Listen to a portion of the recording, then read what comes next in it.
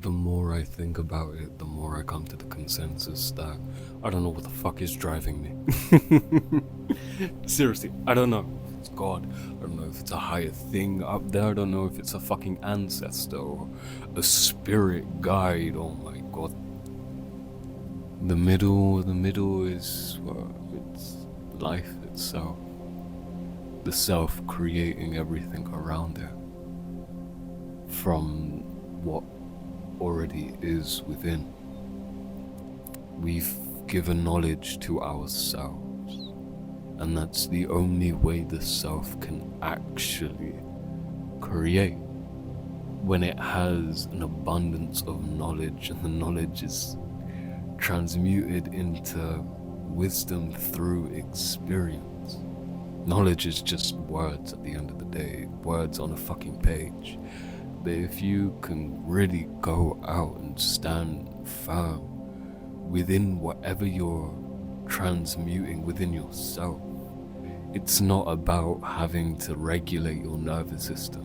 Why would you have to regulate your nervous system if you're even thinking about here, the car on the head, the hand standing up, representing the release of something. It's like grabbing a hose that's being pumped with water.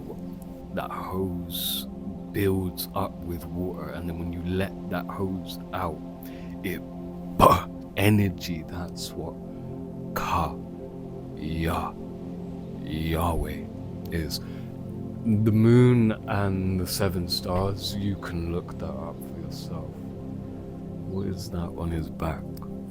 Is he bent out of reverence or out of mercy? Or couldn't even say mercy, out of gratitude. One wouldn't drop to their knees and to their hands if they didn't have a reason for doing so. And then we have the diamond thunderbolt, the Vajra, covered within mountains. Quiet power, something indestructible, and, well, diamonds are beautiful, but they're not as beautiful as when you see water underneath a moonlit sky, seeing how it just dances on the leaves, on the grass, on everything. It looks like little tiny beads, little eyes just peering back at you, but they're not staring and piercing you, they're just gazing, not watching, but just admiring. Or maybe that's just me looking back at myself. Anyways, let's move down to this one here. Oh, the paint's still wet, fuck. No, it don't matter. Saturn wears the crown of structure, but what is structure? What is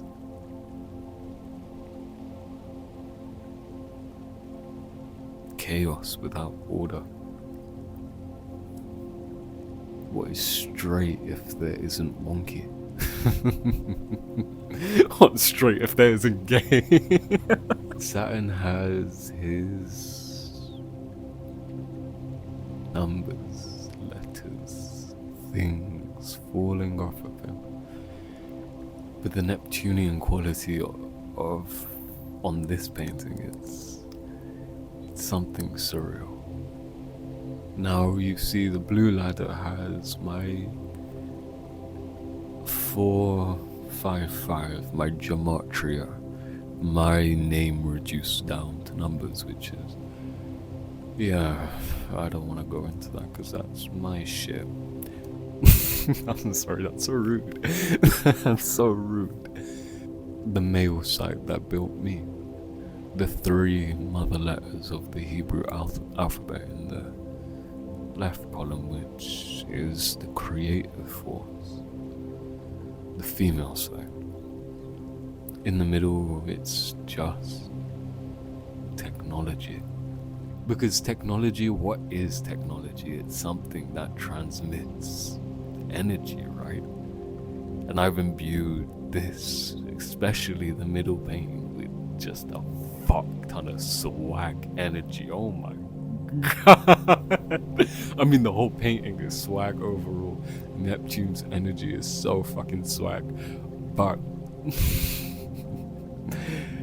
the middle has something that I'm going to revisit.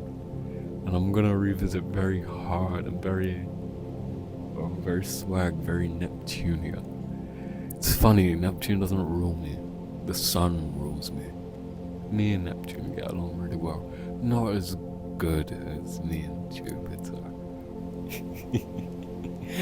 Yeah.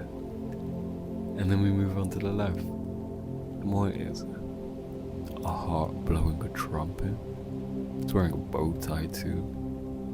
It's radiating a signal of love. It's going around a watcher, a star, an eye, but it's been closed up. Or maybe it's just swirling very fast. The signal of love in this one clearly shines bright, but why is hearts? Why the heart?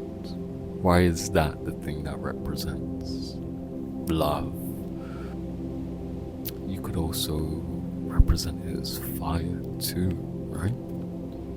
Vril, prana, chi, whatever you want to call it. The thing that drives everything, because without Saturn's structure, that energy would just fall into a puddle. Without the swagness of putting it all together and transmuting that energy into something productive is something in and of itself that deserves a Nobel Prize.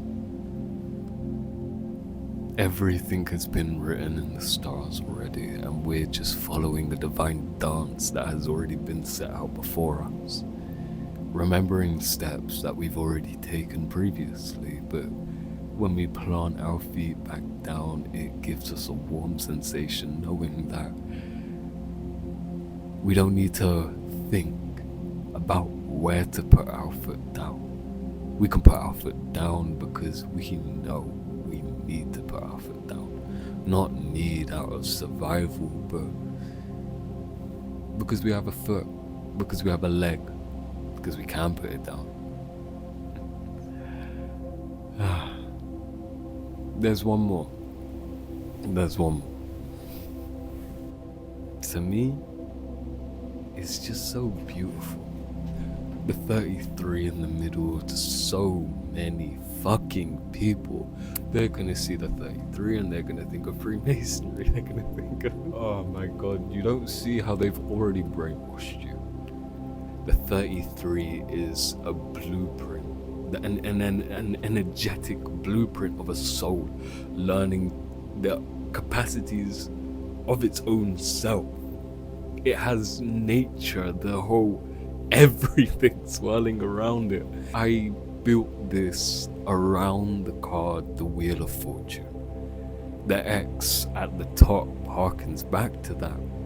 The center stays still. But the wheel wouldn't be able to move if the center couldn't stay still. The 33 is that center. The center of the soul learning to build. And I guess if you do want to go on that Masonic sense, yeah.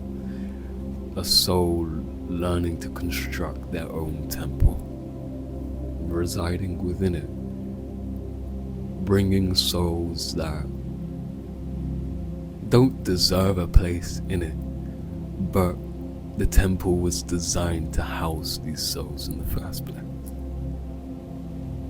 With fire and earth and water and air, all of it mixing together, swirling, but within this chaotic dance, there is more harmony than any of us can possibly fucking imagine. It's like listening to rain drop down onto a piece of plastic from a gutter.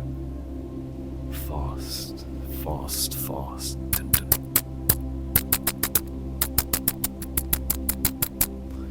Within that tapping, within that patter, within that rhythm dance, there's a rhythm and dance that only a few people will be able to dance to.